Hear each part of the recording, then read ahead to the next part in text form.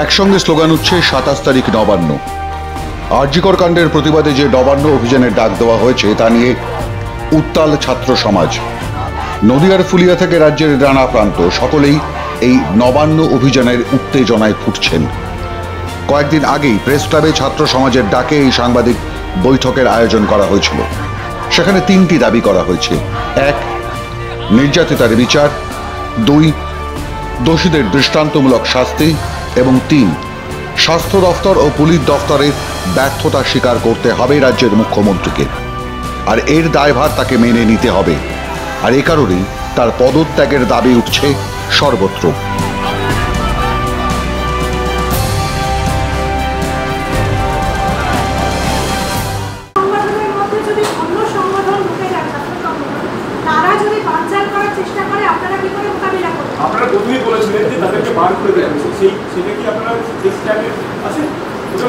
আবার প্রথম বলছি, 3টে দাবি আমাদের, আবার দাবিটা মনে করিয়ে দিতে চাই। 1.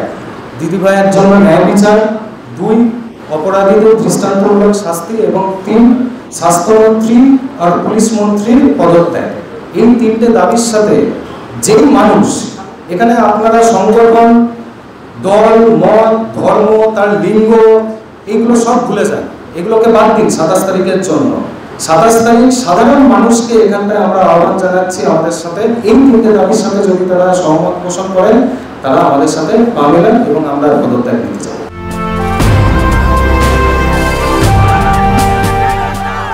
আরজিকর কাণ্ডের প্রতিবাদে প্রতিদিনই আন্দোলন চলছে বাংলার পথে ঘাটে।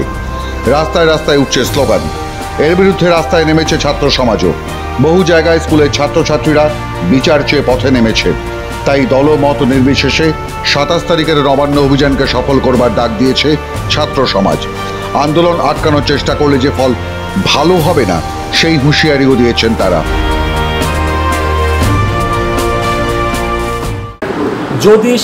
যদি শাসক দল বা কোনো সংগঠন কোনোরকমভাবে এই মিছিল বা এই আন্দোলন যদি ধাক্কা দেওয়ার চেষ্টা করে বা আটকানোর চেষ্টা করে, পুরো বাংলা স্তব্ধ হবে, পুরো শহর স্তব্ধ হবে।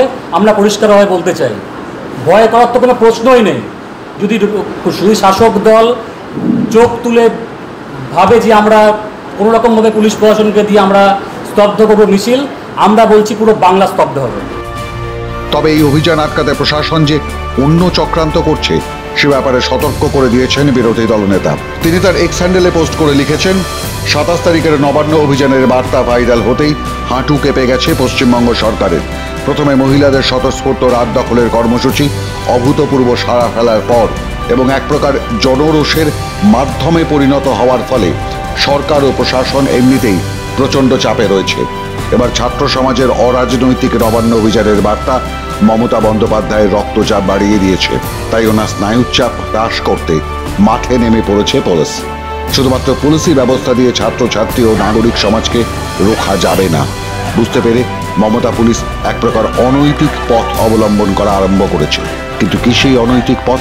শুভেন্দু জানাচ্ছেন, প্রত্যেক জেলায় সিভিকদের দিয়ে ফেক ফেসবুক প্রোফাইল খোলানো হচ্ছে। ছাত্রছাত্রীদের মনোবল ভাঙার চেষ্টায় ছড়ানো হচ্ছে বিভ্রান্তি। টুলকিট তৈরি করে ফেক নিউজ ছড়াতে উদ্যত হয়েছে নবান্ন।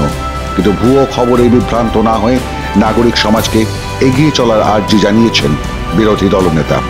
ফলে ২৭ তারিখের নবান্ন অভিযান নিয়ে মুখ্যমন্ত্রীর বুক যে কাঁপছে তা ক্রমশ স্পষ্ট হচ্ছে। প্রতিবাদে কাঁপছে গোটা বাংলা। মাধ্যম ব্যুরো রিপোর্ট।